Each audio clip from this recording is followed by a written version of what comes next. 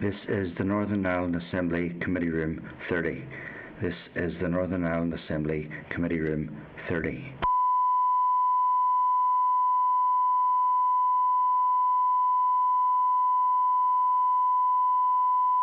This is the Northern Ireland Assembly Committee Room 30.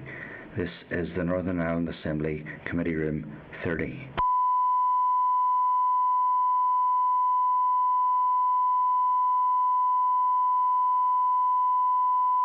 This is the Northern Ireland Assembly Committee Room 30. This is the Northern Ireland Assembly Committee Room 30.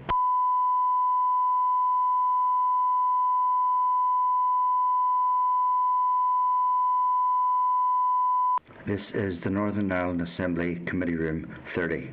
This is the Northern Ireland Assembly Committee Room 30.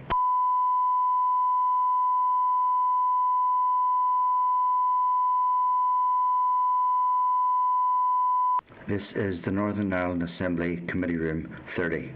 This is the Northern Ireland Assembly Committee Room 30.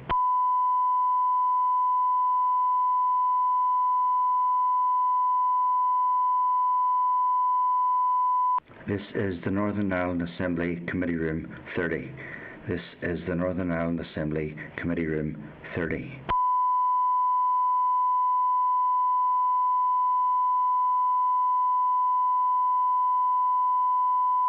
This is the Northern Ireland Assembly Committee Room 30.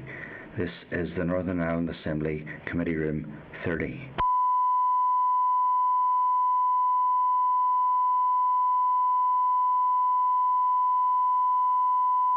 This is the Northern Ireland Assembly Committee Room 30. This is the Northern Ireland Assembly Committee Room 30.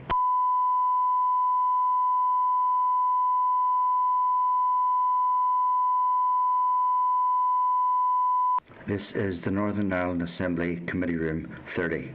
This is the Northern Ireland Assembly Committee Room 30.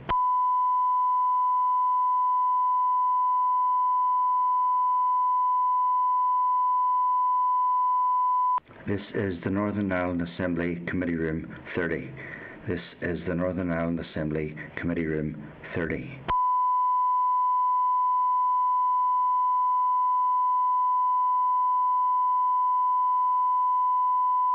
This is the Northern Ireland Assembly Committee Room 30. This is the Northern Ireland Assembly Committee Room 30.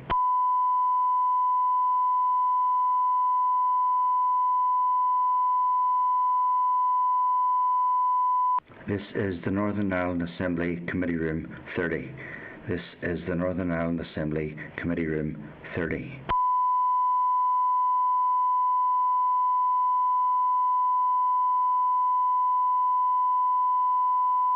This is the Northern Ireland Assembly Committee Room 30. This is the Northern Ireland Assembly Committee Room 30.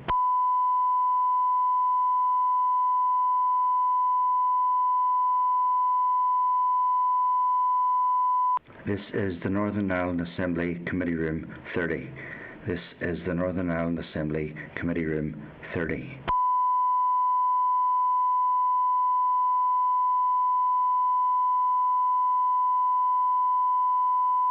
This is the Northern Ireland Assembly Committee Room 30. This is the Northern Ireland Assembly Committee Room 30.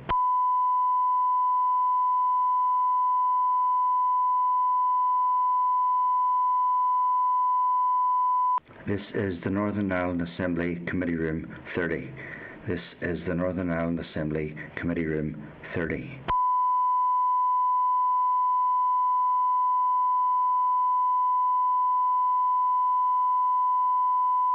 This is the Northern Ireland Assembly Committee Room 30. This is the Northern Ireland Assembly Committee Room 30.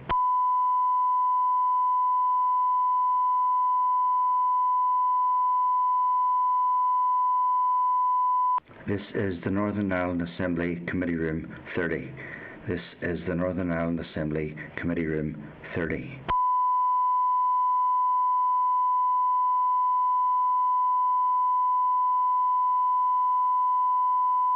This is the Northern Ireland Assembly Committee Room 30. This is the Northern Ireland Assembly Committee Room 30.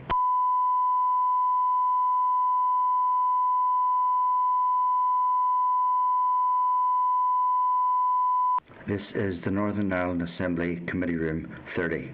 This is the Northern Ireland Assembly Committee Room 30.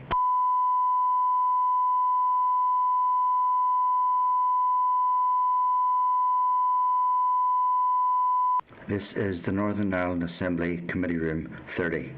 This is the Northern Ireland Assembly Committee Room 30.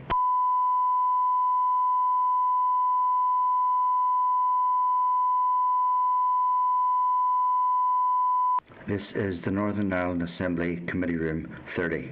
This is the Northern Ireland Assembly Committee Room 30.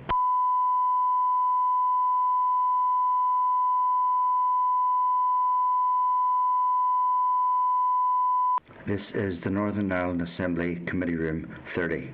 This is the Northern Ireland Assembly Committee Room 30.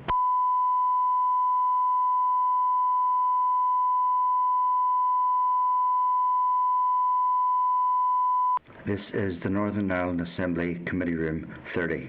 This is the Northern Ireland Assembly Committee Room 30.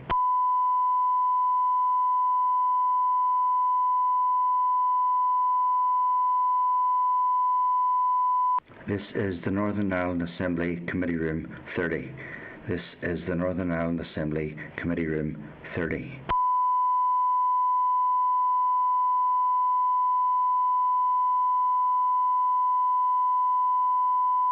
This is the Northern Ireland Assembly Committee Room 30. This is the Northern Ireland Assembly Committee Room 30.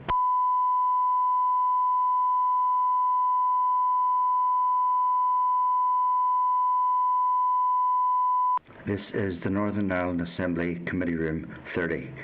This is the Northern Ireland Assembly Committee Room 30.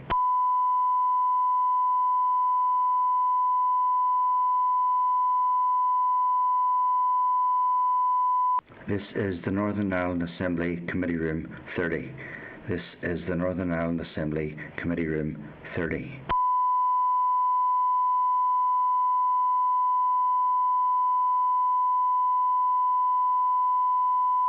This is the Northern Ireland Assembly Committee Room 30.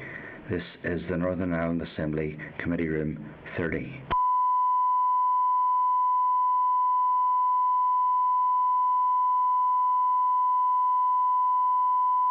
This is the Northern Ireland Assembly Committee Room 30. This is the Northern Ireland Assembly Committee Room 30.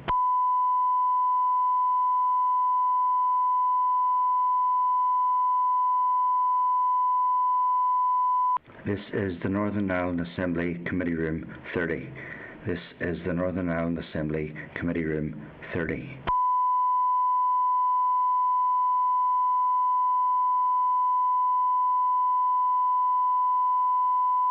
This is the Northern Ireland Assembly Committee Room 30. This is the Northern Ireland Assembly Committee Room 30.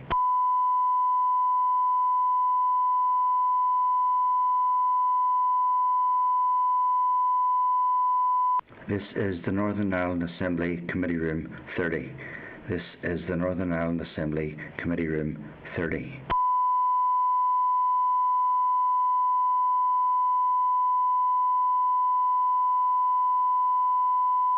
This is the Northern Ireland Assembly Committee Room 30. This is the Northern Ireland Assembly Committee Room 30.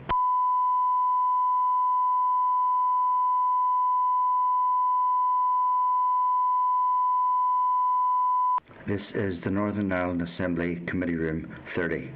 This is the Northern Ireland Assembly Committee Room 30.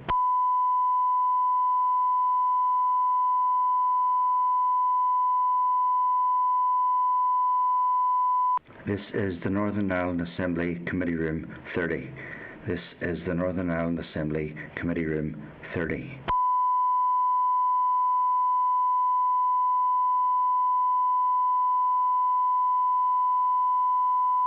This is the Northern Ireland Assembly Committee Room 30. This is the Northern Ireland Assembly Committee Room 30.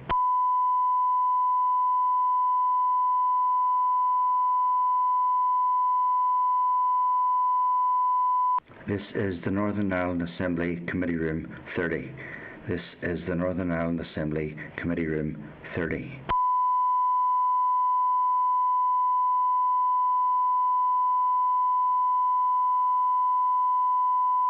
This is the Northern Ireland Assembly Committee Room 30. This is the Northern Ireland Assembly Committee Room 30.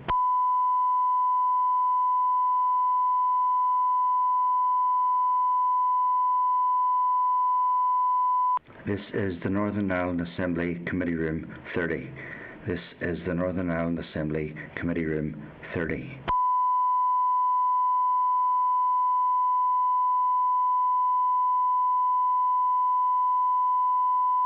This is the Northern Ireland Assembly Committee Room 30. This is the Northern Ireland Assembly Committee Room 30.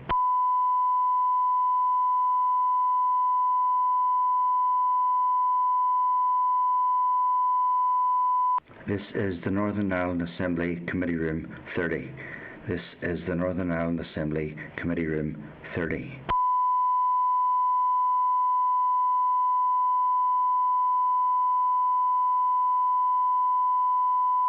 This is the Northern Ireland Assembly Committee Room 30. This is the Northern Ireland Assembly Committee Room 30.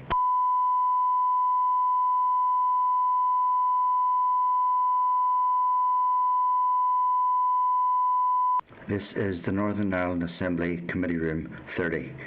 This is the Northern Ireland Assembly Committee Room 30.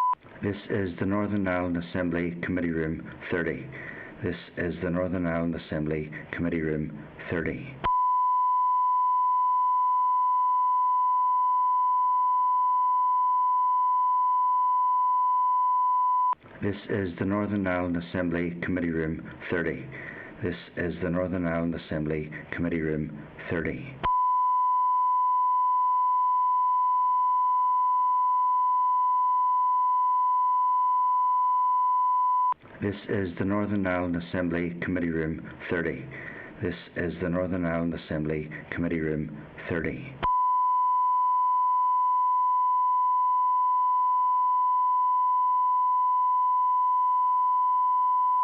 This is the Northern Ireland Assembly Committee Room 30. This is the Northern Ireland Assembly Committee Room 30.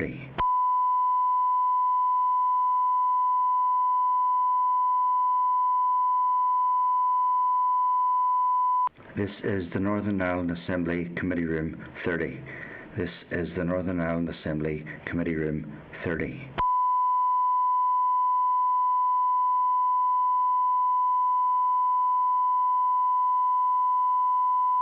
This is the Northern Ireland. Can you confirm that, Nick, if we're online? Will do, certainly. Just give us a moment.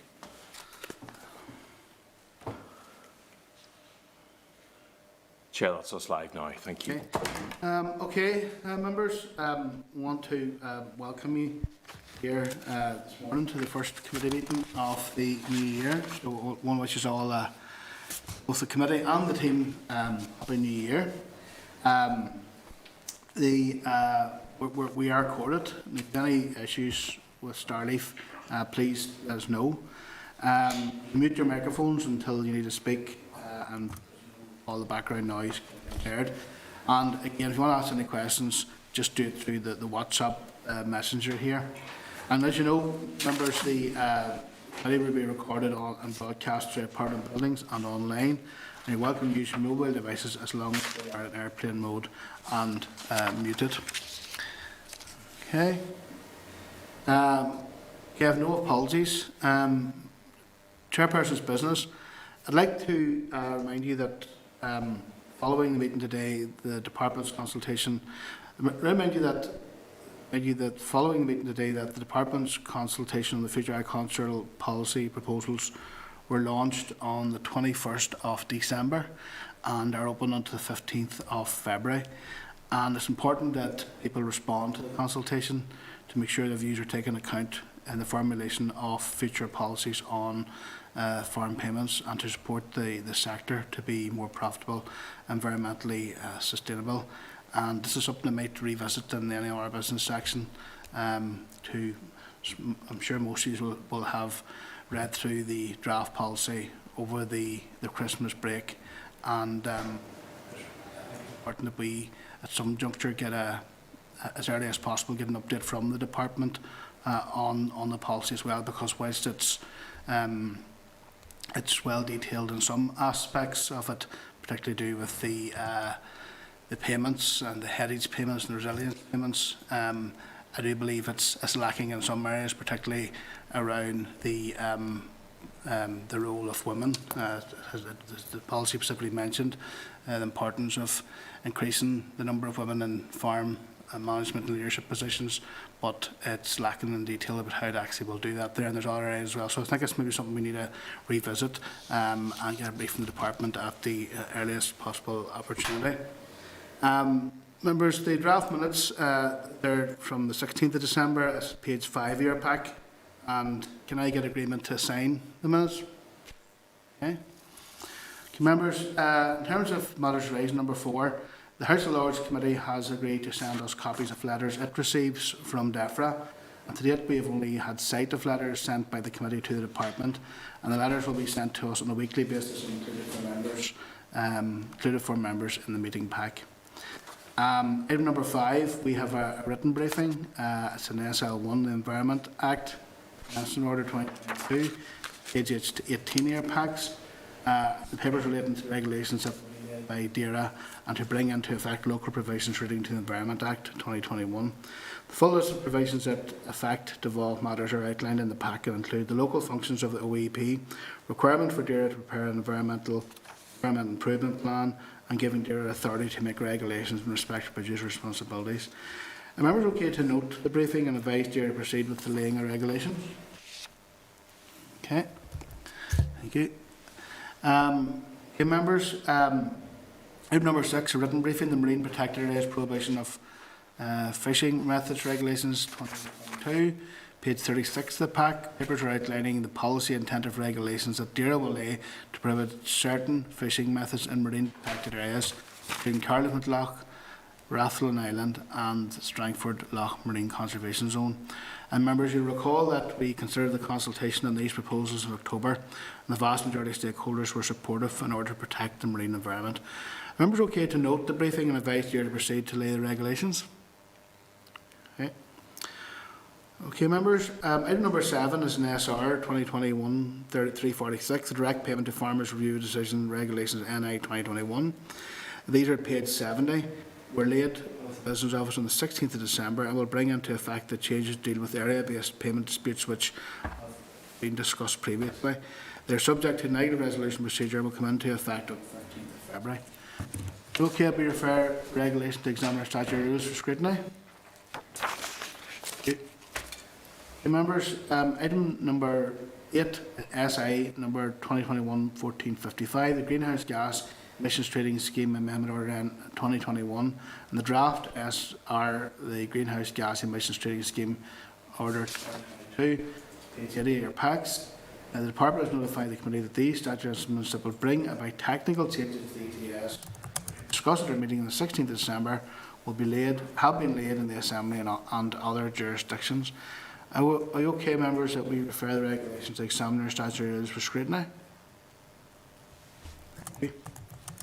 A written briefing from the Clerk. Written briefing from the Clerk, plan for common framework scrutiny. Members, you'll recall that prior to the Christmas recess, we received an update from DERA on the progress of common frameworks. And the Clerk has prepared a proposed approach to scrutinising ahead.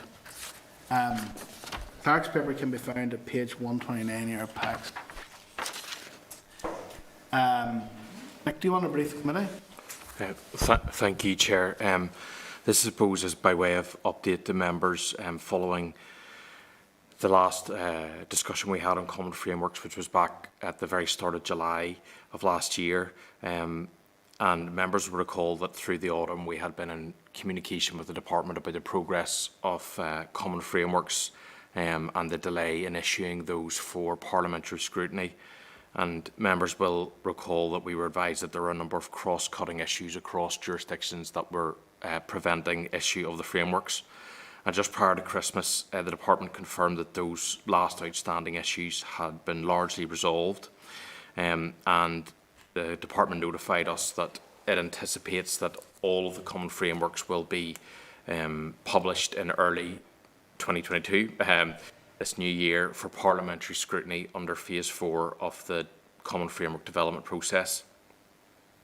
DAERA also advised us that ministers across jurisdictions have agreed that parliamentary scrutiny of common framework should be completed by the end of March of this year, and that applies across all regions of the UK. We subsequently replied to the Department on the 16th of December advising that while we would endeavour to meet this deadline, it might not be possible to facilitate extensive scrutiny of all common frameworks by this time. And so in order to try and make the best use of committee time and resources, we've developed a proposed approach to the scrutiny of common frameworks as and when they're published, and with a greater focus and attention proposed to give to those frameworks which are expected to have a substantive legislative portfolio and those which are likely to have a significant impact locally. And in terms of local matters, that might be influenced about whether any aspects of EU law will continue to apply to the remit of common frameworks in relation to the protocol. So just before Christmas, the committee team engaged with its counterparts in Holyrood and in the Welsh Senate, who about their plans for common framework scrutiny, and they broadly anticipate taking a similar approach, prioritising the focus on those frameworks that present particular issues locally for them. We have also written to the House of Lords Scrutiny Committee on Common Frameworks in order to seek their view on any particular aspects that our committee should look at, or that they feel our committee should look at in the scrutiny. So within the pack, you'll see a proposed methodology, I suppose, to categorise the common frameworks as and when they are published, and the relevant actions that will be suggested in order to undertake scrutiny. So prioritising frameworks in Group 1 would be those that are deemed to be the most important, i.e. those that have the biggest primary and secondary legislation associated with them or have protocol implications. And the suggested actions for those frameworks would be corresponding with DAERA for their view on the framework, the committee team undertaking a review of the contents of the framework, potentially corresponding with a small number of key stakeholders for their view, and commissioning a short briefing from the Research and Information Service on those frameworks. Frameworks that would be assigned to Group 2 would be those that have maybe a slightly less, smaller element of associated legislation and are less contentious than those in Group 1. And the suggested actions for those frameworks would be to correspond with DAERA, undertake a document review of the contents of the framework, and correspond with key stakeholders. And lastly, those in Group 3 would be those that have little to no associated legislation and are deemed to not be particularly contentious. And the suggested actions for those frameworks would be to correspond with DAERA for their view and undertake a document review of the common framework. So in terms of the 15 common frameworks that fall within DAERA's remit, should the approach be approved, would be categorised as follows. So in Group 1, those that would be deemed to be, I suppose, the most important and need the most time would be the common frameworks on agri-support, fisheries management, chemicals and pesticides, plant health and animal health and welfare. Those in Group 2 would be those frameworks pertaining to air quality, the emissions trading scheme, plant health and plant varieties and seeds. And lastly, in Group 3 would be those frameworks relating to radioactive substances, zoo techniques, resources and waste, reduction of industrial emissions, organic production and ozone depleting substances. So obviously assignment of those frameworks to various groups would change depending on the content of the frameworks as and when they are published. And it's proposed that the committee would prepare a very short position paper on each common framework as evidence of its scrutiny and return those to DAERA for its consideration. And I suppose members are asked to consider this proposed methodological approach for engaging in common framework scrutiny over the weeks ahead. And happy to take any questions in that, Chair, as well. Okay. Okay. Members, thank you for that, Nick. So are members content with the plan outlined by Nick? Yeah. Nick, thank you for that. Thank you. Okay. A written briefing then from Nick, the clerk, on the environment strategy. We were due to receive a briefing next week from DERA on the draft environment strategy. It's at page 133 of your packs. And then there's a memo at 123 your packs from Nick on issues the committee may wish to consider in advance of the meeting, the briefing. Nick, do you want to update the committee on this? Thank you, Chair. So, members, this is by way of a pre-briefing in advance of the scheduled briefing by DERA officials next week on its draft environment strategy. And I suppose it builds on a briefing that we had on the 11th of November 2021, which highlighted a number of areas whereby the draft environment strategy appears to be less ambitious in scope than the recommendations made by the UK Committee on Climate Change. So following publication of the draft strategy, the committee team has undertaken a benchmarking exercise of the local draft environment strategy against similar high-level policies in place in Great Britain and Ireland in order to provide a bit of context to the scope and ambition of DERA's proposals. I suppose while it is acknowledged that the progress, access to resources and priorities for action will be different in each jurisdiction, there are a number of areas of divergence between the draft environment strategy and policies that are in place elsewhere that members may wish to address with DERA officials next week. So on page 135 of the pack, you'll see a table which highlights the key areas of potential divergence. So on the left-hand side of the column, you'll see the proposed strategy, actions and pledges within the Northern Ireland draft environment strategy, and then how that corresponds with targets or pledges in other jurisdictions. So, for example, the draft environment strategy states that by 2027, 70% of local water bodies will have good status. The corresponding target in England is that by 2021, water bodies supporting environmental standards for surface water bodies will reach 90% and groundwater by 77%. Scotland has pledged to have 87% of its water bodies having good status by 2027. And in Ireland, all of its water bodies are designated to be at least reaching good status or good potential by 2027.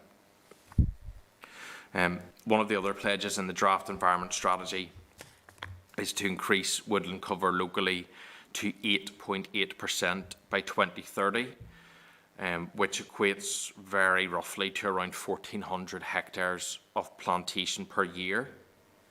In comparison then, England is aiming for a total 12% cover by 2060 and aims to have 180,000 hectares planted by the end of 2042. Scotland is aiming to facilitate 15,000 hectares per year reforested by 24-25. Wales is pledging to increase its cover by at least 2,000 hectares per annum up until 2030 and beyond. And in Ireland, the pledge is to increase cover to 18% by 2050, with an average of 8,000 hectares being replanted each year. So that again highlights an area of potential divergence that members may wish to highlight. In relation to peatland restoration, the environment strategy aligning with the department's peatland strategy states that all local semi-natural peatlands should be conserved or restored to healthy functioning ecosystems by 2040. And by way of comparison, England has pledged £50 million already to invest in peatland restoration by 2025. The Scottish Government has pledged £250 million over 10 years, a package for peatland restoration with a target to restore 250,000 hectares of degraded peatland by 2030.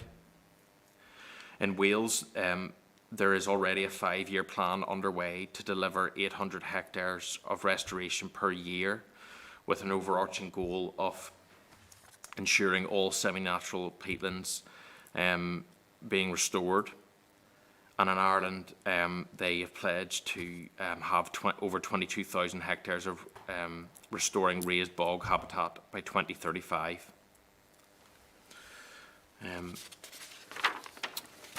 If you go over the page, the targets in terms of recycling rates. So the local environment strategy pledges a target of increasing the recycling rate of packaging up to 78% by 2030, and increasing the recycling rate of drinks containers to 90% by 2028. For comparison, in England, they are working towards a 75% recycling rate for packaging by 2030, and a 65% recycling rate for solid waste by 2035. The Scottish Government is pursuing an overall 70% recycling rate of remaining waste by 2025. And that follows a similar pledge in Wales, which is aiming to have an overall 70% recycling rate by 2025. And it should be noted that the UK CCC made a specific recommendation that the Northern Ireland Executive should bring forward a resource efficiency package which matches the ambition of Wales and Scotland, including setting a target for 70% of recycling across all wastes by 2030. And then lastly, the environment strategy pledges to ensure that by 2035, no more than 10% of waste is sent to landfill. And that matches the pledge made in England and in Ireland, but both Scotland and Wales go further than that. Scotland aiming that by 2025, no more than 5% of remaining waste goes to landfill, and Wales that 0% zero waste goes to landfill. So there are a number of potential key points there that members may wish to address. So the pledge to have 70% of water bodies at good status by 2027 is significantly less than the Scottish goal of 87%, and there is no time frame outlined to aim for all local water bodies to deliver on this status. The goal for reforestation by 2030 appears to be significantly less ambitious than pledges made in Scotland, Wales and Ireland, both in terms of the annual hectares to be planted and total coverage. And programmes are already actively underway in all jurisdictions to restore degraded peatland with resourcing in place. And the pledge under the draft environment strategy, and indeed the peatland strategy, in terms of the hectares to be restored per year, is less than the rate of progress in England and Scotland, and the end timeline of 2040 is the longest out of all jurisdictions. And then the draft environment strategy does not include a 70% recycling target rate for all type of wastes, as per the CCC's recommendation, and it doesn't include targets for reductions in overall and food wastes, as are seen in Scotland and Wales. So, Chair, those are a number of key points that that may be of interest to members in advance of the briefing next week, and areas that they may wish to explore with DERA officials. Okay, number of members here who have indicated they want to ask a question. Philip? Thank you, Chair. Thanks very much. Just first of all, I suppose to thank Nick and the team for the briefing. That is actually very useful information for us ahead of next week. I think something else that might be useful, there was a report or certainly press coverage just prior to Christmas about the state of our waters and lakes here in the north.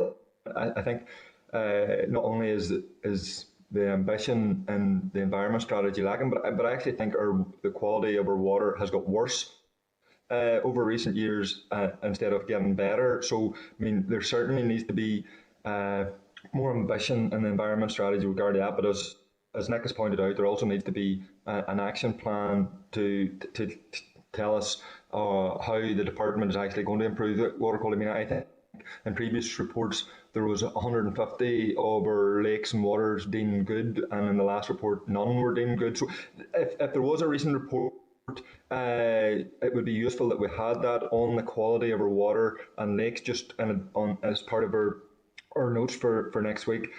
And I mean, I suppose I could just ask Nick as part of the briefing, just for an outline or time frame or the process of the environment strategy moving forward. We're meeting with obviously officials next week, and it is draft, but I mean, if we could just have an outline of the process for it becoming an environment strategy as opposed to a draft environment strategy.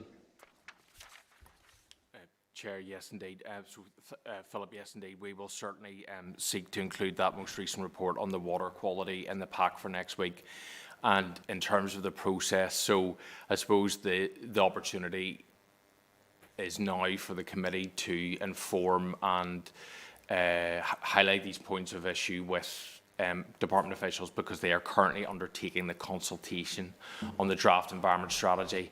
And if my memory serves correctly, I believe it closes towards the end of January, early February.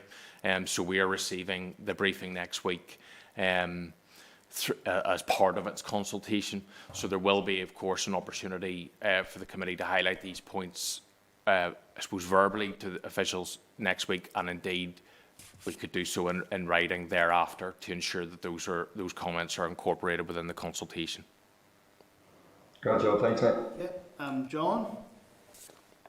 Chair, yeah, thank you. Can I thank Nick for the presentation also on the report, and join you in wishing the team a Happy New Year, Chair. Couple of things. First of all, the prior notice of questions likely to come up next week to officials might be prudent at this time, given, Chair, time is of the essence in relation to the Assembly mandate, and therefore, rather than have to wait for answers to a later stage, if they're not available next week, that is there a possibility that we could put in advance to those presenting next week, for example, questions around the fact that there are, in my estimation, at least six, more if you count private concerns such as those at the lower band, 6 different bodies responsible for our waters and water quality in Northern Ireland. Then it's not unreasonable to expect officials to tell us what each of those bodies are going to do separately to achieve the targets outlined, and then of course deal with the level of targets separately. And in addition to that, the officials have often, when presenting from DERA, quoted the UK Climate Change Committee. It's very striking that our target in relation to woodland cover, for example, is less than 5% of what the UK Climate Change Committee envisaged, and I think some advance notice of questions around that might be prudent also, so we might have answers prepared, if that's possible. Okay. Committee okay with John's suggestion? Yeah. Thank you. Thank you for that. Okay, members, happy enough with that then? We're going to move on then. Okay, item number 11 then is a written briefing from the Clerk on the energy strategy. Department of Economy published an energy strategy on the 16th of December. Sets out policies delivered to reduce emissions and enhance green energy sources locally. Nick has prepared a summary of the key points of the strategy, which is page 138. Nick, do you want to take us through this?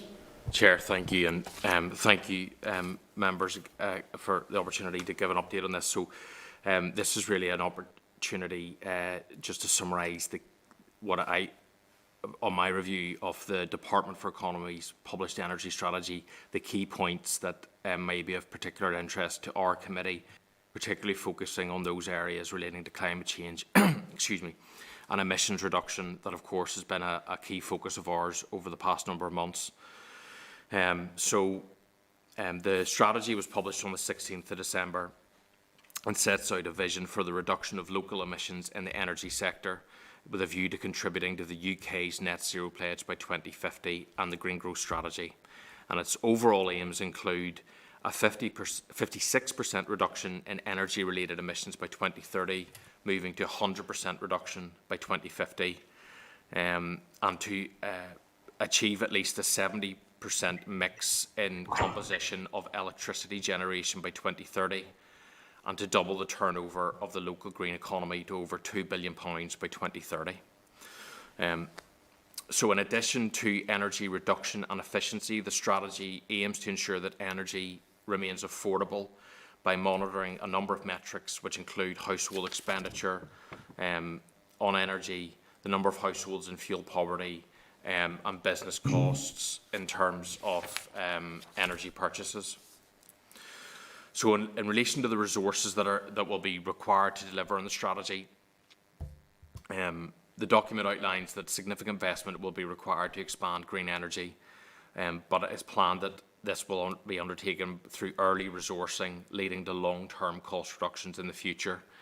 And in the short to medium term, capabilities in terms of onshore and offshore wind, solar and Li-ion battery power will be prioritised.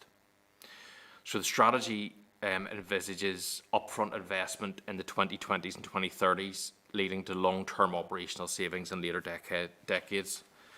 And it is planning for a net additional investment cost of £483 million per annum to 2030 in order to facilitate the investment needed to transition the economy. And the strategy envisages that most of that will come from public finance.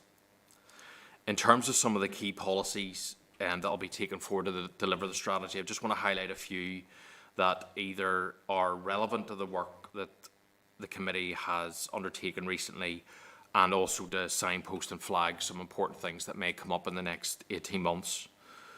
So the Department for Economy intends to facilitate one-stop shop services to enable people and businesses to access advice, information and signposting about energy change. It is planning financial support schemes for those on low incomes to make energy changes. It proposes to establish Northern Ireland as a hydrogen centre of excellence in research and innovation to utilise renewable electricity to produce green hydrogen, to trial carbon capture technology to produce blue hydrogen, and to use the local gas network to transmit that hydrogen into homes. Relatedly, the Department for Economy has pledged to establishing minimum standards for household efficiency with an aim of 25% overall improvement by 2030. And it is planning the introduction of funding schemes to retrofit buildings that will include pilot of a domestic funding scheme to allocate funding for heat pump installation and a separate business support scheme to retrofit government buildings. The Department also plans the introduction of standards for new buildings to be net zero ready by 26-27 and is delivering a local transport strategy in terms of the use of green energy by the end of next financial year. It is also intending to introduce a support scheme for investment in renewable electricity that will focus on marine technology and offshore wind, with a view to commercial testing and demonstration in this decade and then widespread deployment in the 2030s. The Department for Economy will also be supporting and encouraging connectivity of the gas grid wherever possible as a means of accessing green energy sources. And relatedly is intending to run trials on the potential use of new heating solutions, including taking the necessary steps to inject biogenic methane into the gas network by 2022 and a review of existing legislation to allow this for hydrogen by 2025. The Department and Executive is also looking at a roadmap for the development of electric vehicles and charging infrastructure, and the Executive is due to deliver an electric vehicle charging infrastructure plan in this year, which will include the short-term development of rapid charging points. In terms of how the strategy is going to be delivered, the Department for Economy is due to publish an Energy Strategy Action Plan and will oversee a new Energy Strategy Programme Board that will comprise representatives from all relevant executive departments, including DERA. So that's a very quick summary of the headline points and policy objectives in the energy strategy that I thought may be of interest to members. So, Chair, happy to take any comments or queries on that also. Philip has asked a question. Nick, I'm just drawing back on our committee visit to the farm in Castleberg back in August, and one of the issues that were highlighted also at that stage was the grid, how the grid was incapable of transporting electricity from the west to the east, which has the greatest energy consumption. I think that's something we could correspond the department with about, the necessity to upgrade the grid, because there's, I suppose, if we produce surplus electricity down in the west, and if we can't export it, then I think that's a huge part. Philip. Yep, thank you. Thanks, Chair, and again, thanks, Nick, for the briefing. And Nick, as part of you did mention that the Minister, as part of the strategy, was going to bring forward an action plan. I think that was supposed to be the end of 2021, so obviously that hasn't happened. So, as with all of these strategies, there's some stuff in it that's good, there's some stuff in it that maybe is not as ambitious as it should be, and there's some stuff that's probably a bit unclear. So we really need to see the action plan and the details of that as soon as possible. I suppose in terms of one of the key priorities is moving away from fossil fuels and replacing fossil or reliance on fossil fuels with renewable energies. So there's no place for petroleum development across the north, and that's something that the Assembly has stated and voted on and supported. So I mean, I don't know if it's worth maybe our committee writing to the department just in relation to that, that as part of the action plan, it would be important that the Minister brought forward proposals to ban petroleum licensing and line with his own priorities in the energy strategy, if that's something that the committee should do.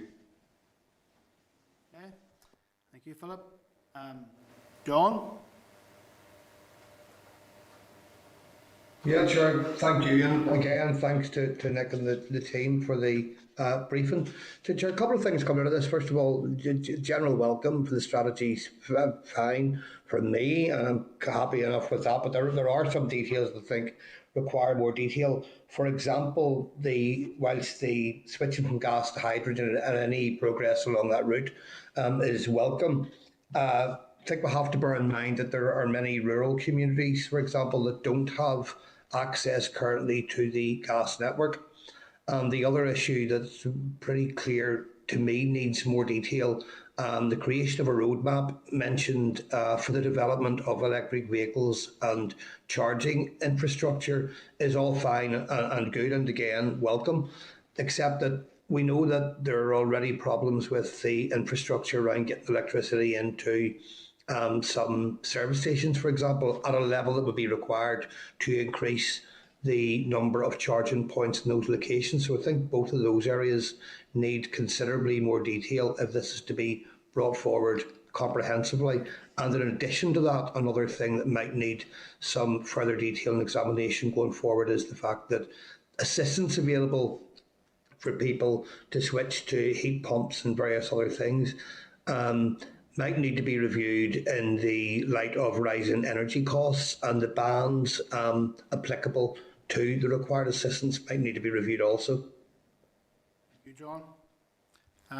Rosemary? Rosemary? Yeah, okay, thank you. John, you've actually stolen my thunder. Apologies, it's me. You're okay. No, it's in relation again to the gas network. As you're aware, in the West, obviously, Chairman, we do not have the same access to gas network as those in the east. So there is a problem there in relation to that. Yeah, John, I was going to bring up about the infrastructure in relation to the electric charging points. Again, our infrastructure needs to be very much upgraded if we're going to be popping in and out of stations to have cars charged, etc. So I do have a big concern in relation to those. Thank you. Thank you, Rosemary. Claire? Thanks, Chair, and thanks for the briefing on that, Nick. That's been really helpful. And just backing up really what Philip raised in terms of trying to reach net zero and trying to get some sort of commitment or clarification from the Minister, that we're not going to be continuing with fossil fuels in Northern Ireland, that we will be banning their use and that we won't be licensing fracking or petroleum licensing in any way. So maybe just to also add to that one and ask if we're going to be writing to the Minister of the Department, what environmental impact assessments have been carried out on this strategy, and what assessments will be carried out through its life, I suppose, as well, and what assessments will be carried out for biodiversity impacts, for example, for water quality impacts, for another example. And we know that, our water quality is shocking here in Northern Ireland, and none of our waterways have met even basic good standards. So those types of issues, I think, are going to be really, really critical to get clarification on as well, if possible. Thank you, Claire. Nick, have you noted? Yeah, you've noted all of the queries raised? Chair, yes, indeed. So just to, if you don't mind, Chair, just to clarify, then we propose that we write to the Department for Economy seeking, I suppose, additional points and information on a number of points, particularly the as part of the strategy, what are the considerations about connectivity on the electricity grid from energy that is generated in the west and connecting it into the east. The provisions that will be taken forward in terms of the transition away from the use of fossil fuels and restricting or banning indeed the licences for petroleum and petroleum extraction and fracking, highlighting that whilst the committee acknowledges the importance of gas grid connectivity, that many that is exceptionally challenging in the west of the province, and what provisions would be put in place to mitigate that. Also, as part of the electricity infrastructure, to ensure that the current issues that are experienced in some service stations in terms of access to the electricity grid will be resolved and remedied as part of that road network, and to ensure that the assistance, the financial assistance that will be made available through any schemes to facilitate heat pumps, for example, is considered in line with the impending increase in energy prices that households are likely to face in the weeks and months ahead, and then also to seek clarity that there will be continual environment and biodiversity assessment alongside the progression of the strategy. Members okay with that? Yeah, could I just ask, could we specifically ask what environmental impact assessments have been carried out on this strategy, or have any been carried out? So yes, along with its lifetime, but has this one been, has this strategy had an environmental impact assessment carried out on it? Certainly, yeah. Thanks. Thank you. Okay, thank you for that. Okay, members, we're on item 12 is the written briefing on the forward programme key dates, page 143 your packs, and some key scheduled activities in the weeks ahead on the forward programme. I'd like to draw the Committee's attention in particular to the following. Next week on the 13th of January, we will undertake clause-by-clause consideration of Climate Change No.2 Bill at our morning meeting, and we'll arrange an additional meeting at 3 p.m. to go through the draft reports.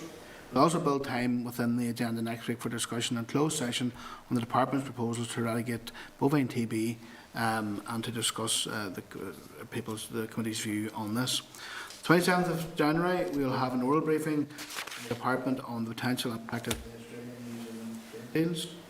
3rd of February, we have a virtual stakeholder event in the evening, possibly around 6:30, as part of our Women in Agriculture mini investigation. 24th of February, we are scheduled to receive a briefing from senior DAERA officials on its confirmed way forward on the bovine TB eradication strategy. Okay. In number 13, a written briefing, responses to the ports investigation recommendations. Members, on the 8th of December, we wrote to key stakeholders, including the Department, Sydney Townsend Borough Council and the PSNI, to seek an update on the consideration of the Committee's report and the decision of staff from ports in February last year as recommendation. And there's an update from Nick, the Clerk, in page table papers. And Nick, can I ask you to brief the Committee? Thank you, Chair. So this was something the Committee requested back in September time, that we would write to key stakeholders before the end of the year to seek clarity on the actions they had taken in response to our recommendations in our report into the ports investigation that was published in July. So by way of reminder, we made 4 recommendations. Number 1 was that any staff member who was stood down or suspended from undertaking checks should be informed by their employer that the PSNI's consideration at the time to the risk of their safety was low, and there was no information to substantiate paramilitary involvement in the activities reported. At the time, recommendation 2 was that people advising the PSNI should be encouraged to disclose the identity and details of any grassroots contacts that provide information to senior officials to allow full investigation and substantiate any claims that are made.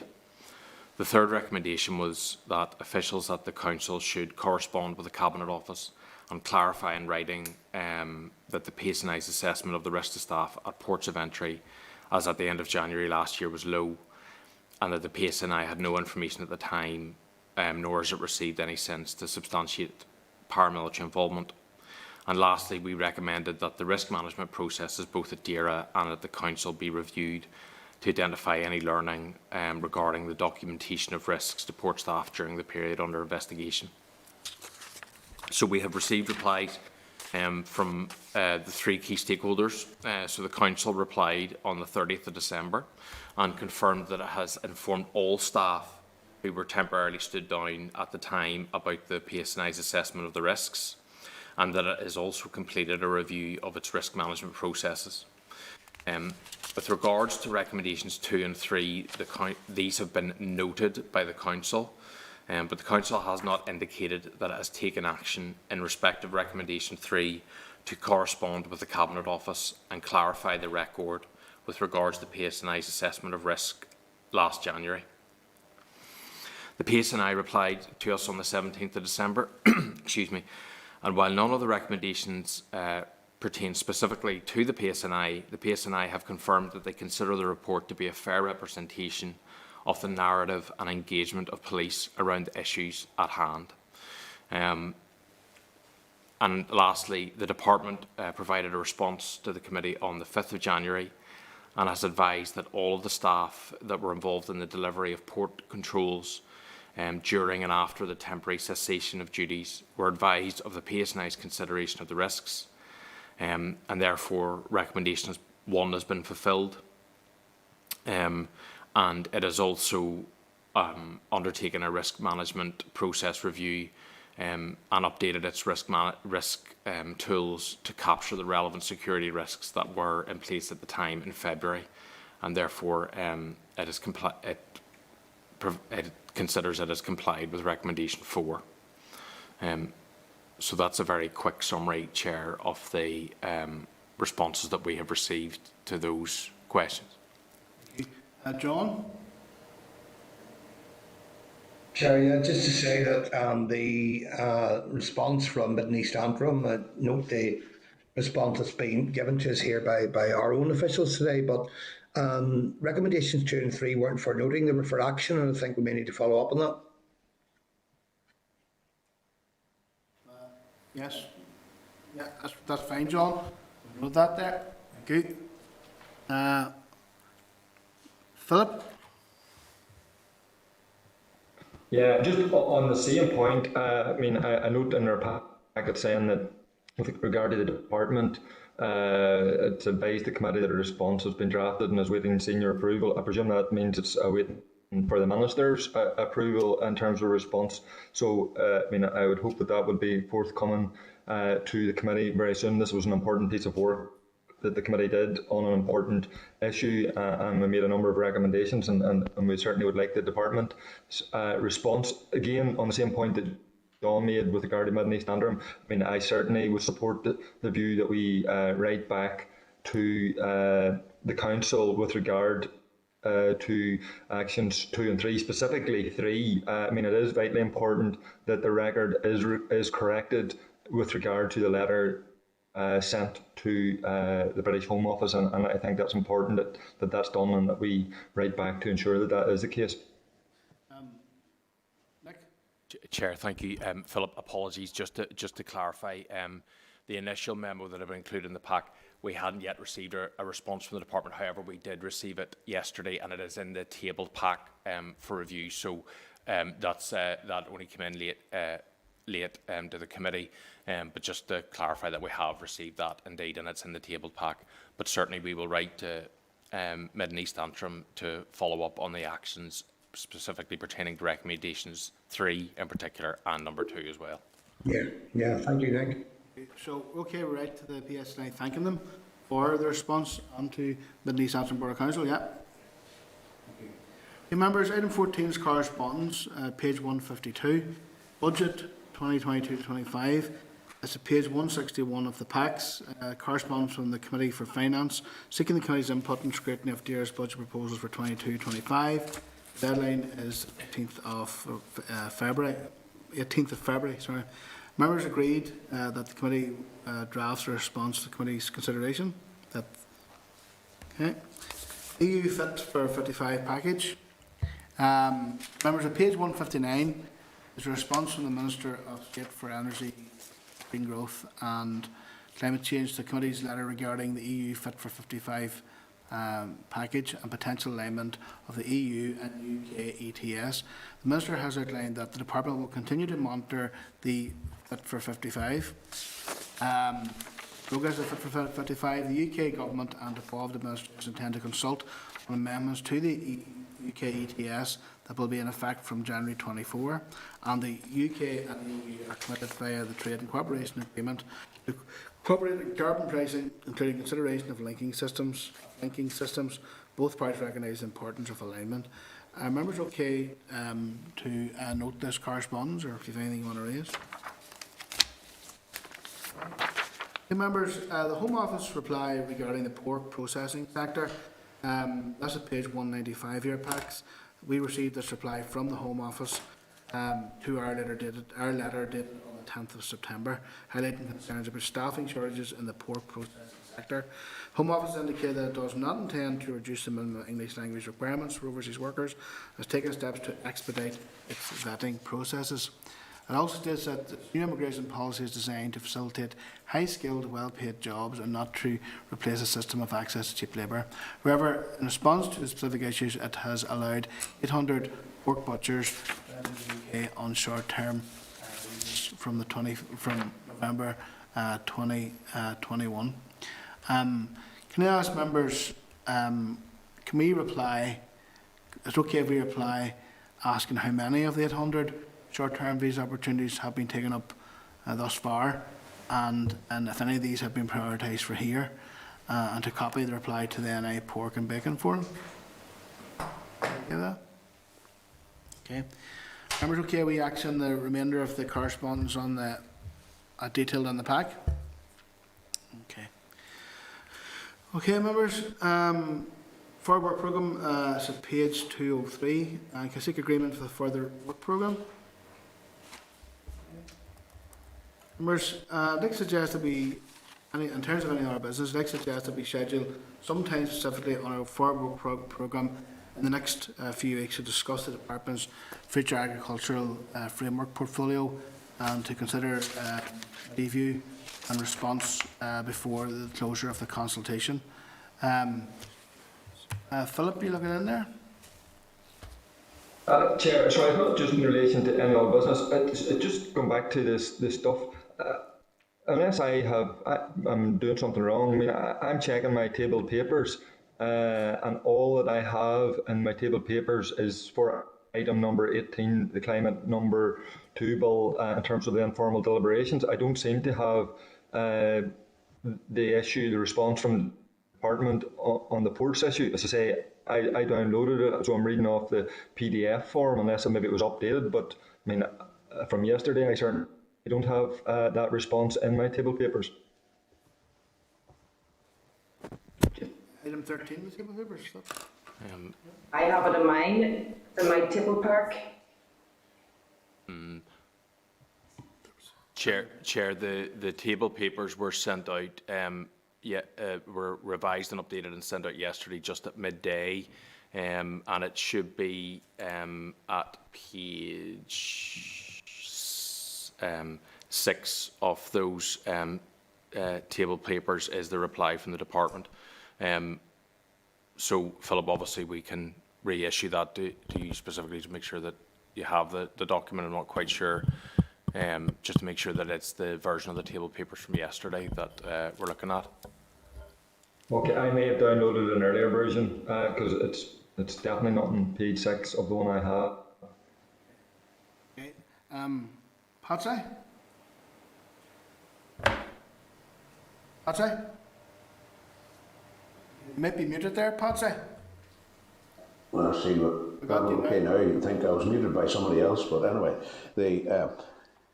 Chair, my apologies for being late to the meeting, but I had another meeting this morning that I simply couldn't get out of.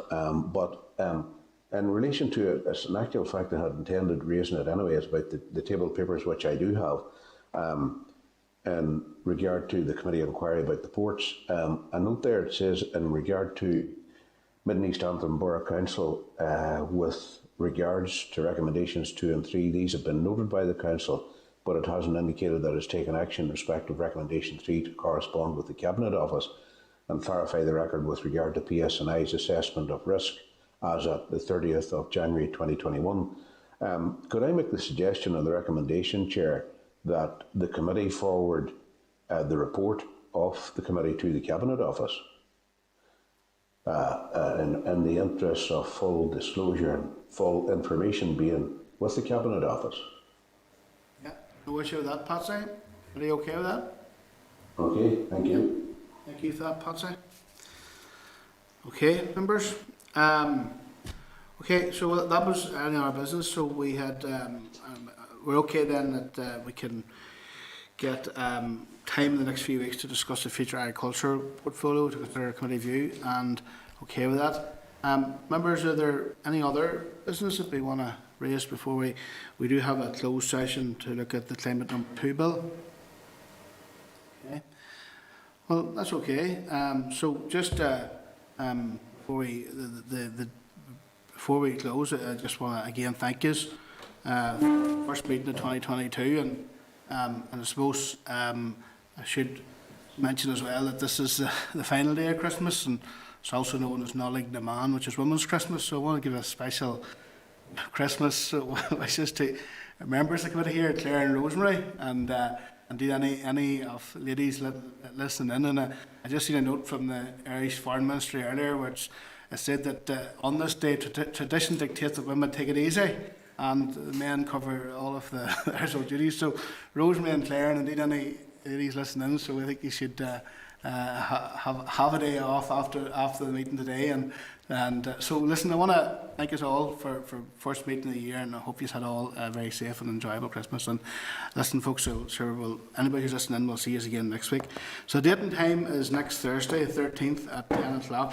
Again, a hybrid meeting streamed online and on the Assembly website. And we're going to just move briefly into the closed section here now to discuss the informal deliberations on Climate Bill No.2. So, thank you.